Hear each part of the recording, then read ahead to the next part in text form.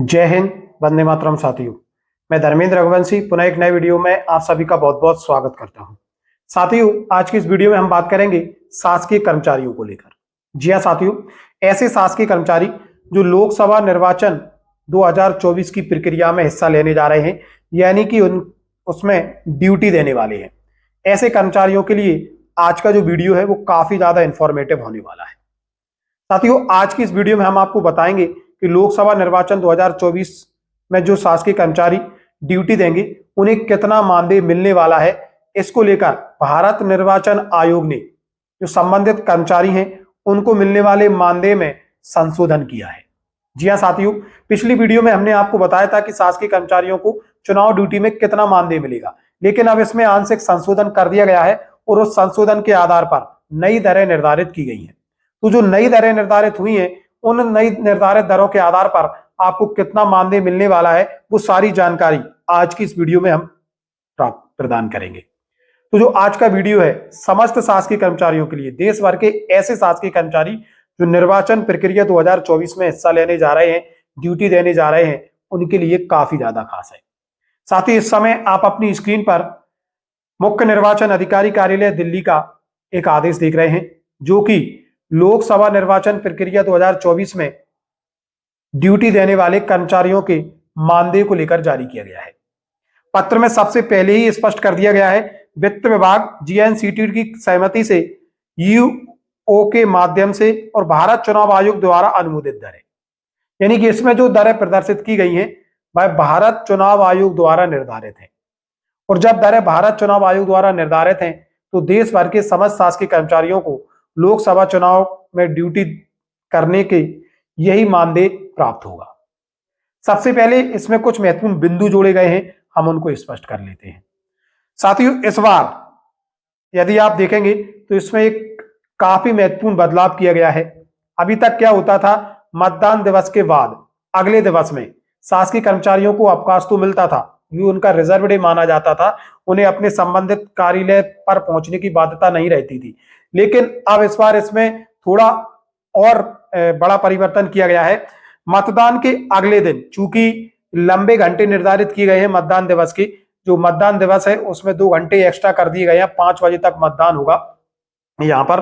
तो ड्यूटी के लंबे घंटों को ध्यान में रखते हुए अगले दिन मतदान के दिन को भी चुनाव ड्यूटी की अवधि के रूप में माना जाएगा, यानी कि मतदान खत्म होने के बाद अगला जो दिन है वो भी संबंधित कर्मचारी की मतदान दिवस की ड्यूटी के रूप में गिना जाएगा और उस दिन का भी संबंधित कर्मचारी को मानदेय प्राप्त होगा। जी हां साथियों, इसके अतिरिक्त मतदान कर्मियों को प्रशिक्षण का मानदेय मिलेगा।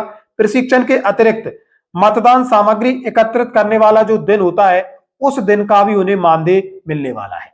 और ये अधिकतम प्रशिक्षण और सामग्री प्राप्त करने का जो दिन है, इनको मिलाकर अधिकतम 4 दिन का मानदेय ही संबंधित कर्मचारी को प्रदान किया जाएगा। इसमें मतदान दिवस के 2 दिन अतिरिक्त रहेंगे, यानी कि कुल मिलाकर 6 दिन का प्रत्येक मतदान जो अधिकारी कर्मचारी होंगे उनको मानदेय मिल सकता है, बशर्ते उन्होंने उतने प्रशिक्षण प्राप्त किए हों। यदि आपने 3 प्रशिक्षण प्राप्त किए हैं तो निश्चित तौर पर आपको 6 दिवस का मानदेय मिलेगा। 2 प्रशिक्षण आपने प्राप्त किए हैं तो 2 प्रशिक्षण का, 1 मतदान दिवस से पूर्व सामग्री प्राप्त करने का और 2 मतदान दिवस का, तो 5 दिन का मानदेय आपको मिलने वाला है। अब इस तरीके से जो संबंधित अधिकारी कर्मचारी हैं जो चुनाव प्रक्रिया में संलग्न रहेंगे उनको कितना मानदेय मिलेगा, आइए अब हम उसकी जानकारी देख लेते हैं। बारी बारी से क्रमशः हम आपको बताएंगे कि किस कर्मचारी को कितना मानदेय मिलने वाला है। साथियों, सबसे पहले आप देख रहे होंगे सेक्टर अधिकारी। जो सेक्टर अधिकारी होंगे उन्हें 5,000 रुपए एक मुश्त प्रदान किया जाएगा। इसके अतिरिक्त जो मास्टर ट्रेनर हैं उन्हें 2,000 रुपए एक मुश्त प्रदान किया जाएगा। बात कर लेते हैं पीठासीन अधिकारी की। तो जो पीठासीन अधिकारी हैं उन्हें 350 रुपए प्रति दिवस निर्धारित किए गए हैं। अब ये जो राशि है उनके प्रशिक्षण की संख्या पर निर्भर करती है। मान लीजिए किन्हीं पीठासीन अधिकारियों के द्वारा 3 प्रशिक्षण लिए गए हैं तो 3 प्रशिक्षण और मतदान दिवस के पूर्व सामग्री प्राप्त करने का दिवस, तो कुल मिलाकर हो जाता है 4 दिवस। तो 350 गुणे 4 बराबर 1400 रुपये इनको ये मिलने वाले हैं। और 2 दिवस मतदान प्रक्रिया संपन्न कराने की, मतदान दिवस और मतदान दिवस का अगला दिवस, तो 2 दिवस का वो राशि उनको मिलेगी, तो वो हो जाते हैं 700 रुपए। और इन दोनों ही दिवस का 150 रुपए आपको स्वल्प आहार के रूप में मिलेगा, तो ये हो जाते हैं आपके 300 रुपए।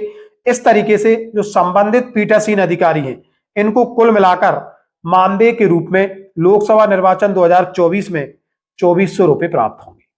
आप समझ ही गए होंगे, एक पीठासीन अधिकारी को संभवतः 3 प्रशिक्षण लेने होते हैं।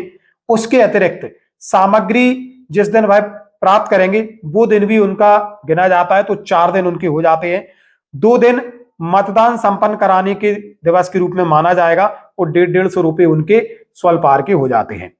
अगला बात करते हैं मतदान अधिकारी PO1, PO2 और PO3 को लेकर। तो इसमें PO1, PO2 और PO3 को हम देखें तो कुल 2 प्रशिक्षण इन्हें प्राप्त होते हैं। एक सामग्री प्राप्त करने वाला दिन होगा, तो इस तरीके से 3 दिन का मानदेय इनको ये मिलेगा। 2 दिन का चुनाव ड्यूटी का इनको मिलेगा, तो 250 गुणित 3 750 हो जाते हैं। और 2 दिवस का इनका चुनाव प्रक्रिया का 500 रुपए और 300 रुपए इन्हें स्वल्पाहार के रूप में। इस तरीके से जो मतदान अधिकारी क्रमांक पोलिंग ऑफिसर 1 है, पोलिंग ऑफिसर 2 है, पोलिंग ऑफिसर 3 है, इन्हें 1550 रुपए प्राप्त होगा। यहां ध्यान देने वाली बात यह है, यदि पोलिंग ऑफिसर 1, पोलिंग ऑफिसर 2 और पोलिंग ऑफिसर 3 से एक प्रशिक्षण अतिरिक्त लेते हैं, जो कि अधिकांशतः वो लेते ही है, तो ऐसी स्थिति में इनके मानदेय में 250 रुपए की और वृद्धि हो जाएगी और इन्हें 1800 रुपए प्राप्त होंगे। यदि ये समान प्रशिक्षण लेते हैं तो इन्हें 1550 रुपए ही प्राप्त होंगे। आगे हम बात करते हैं जो चतुर्थ श्रेणी के कर्मचारी हैं, इन्हें मतदान केंद्र पर तैनात किया जाता है ऐसे वोटरों की सहायता के लिए जो दिव्यांग हैं। इसके लिए इन्हें एक प्रशिक्षण दिया जाता है और एक मतदान दिवस का दिन, यानी कि 2 दिन का मानदेय इन्हें मिलता है और इनके लिए 200 रुपए निर्धारित हैं, तो 2 दिवस के 400 रुपए इनको मिलने वाले हैं। इसके अतिरिक्त यदि हम देखें वीडियो सर्वेक्षण टीम जो कक्ष क्रमांक 1 और 2 में बैठेंगी, इन्हें 1200 रुपए एक मुश्त प्राप्त होंगे। कॉल सेंटर कर्मचारी जो कक्ष क्रमांक 3 में बैठेंगे, इन्हें 1000 रुपए एक मुश्त प्राप्त होंगे। इसके अतिरिक्त जो उड़न दस्ते और निगरानी दल हैं जो कक्ष क्रमांक 4 में बैठेंगे और जगह जगह मतदान केंद्रों पर जाकर स्थिति का जायजा लेंगे, इन्हें 200 रुपए प्रतिदिन निर्धारित किए गए हैं। तो इस प्रकार से जो दरें हैं भारत निर्वाचन आयोग द्वारा लोकसभा निर्वाचन 2024 के लिए निर्धारित की गई हैं और विभिन्न जो कर्मचारी हैं उन्हें इसी प्रकार मानदेय मिलने वाला है जिस तरीके से हमने आपको वीडियो में बताया है। उम्मीद है जो जानकारी है आपको पसंद आई होगी और ये जो जानकारी है आपके लिए काफी ज्यादा हेल्पफुल रहने वाली है। साथ ही यदि जानकारी आपको पसंद आई हो तो अपने अन्य साथियों तक आप इसे शेयर करें और यदि आप हमारे चैनल पर नए हैं तो इससे जरूर जुड़ें और इसे सब्सक्राइब जरूर कर लें। ये था आज का महत्वपूर्ण अपडेट। मिलेंगे जल्दी नए अपडेट एवं नए टॉपिक के साथ, तब तक के लिए जय हिंद, जय भारत मित्रों।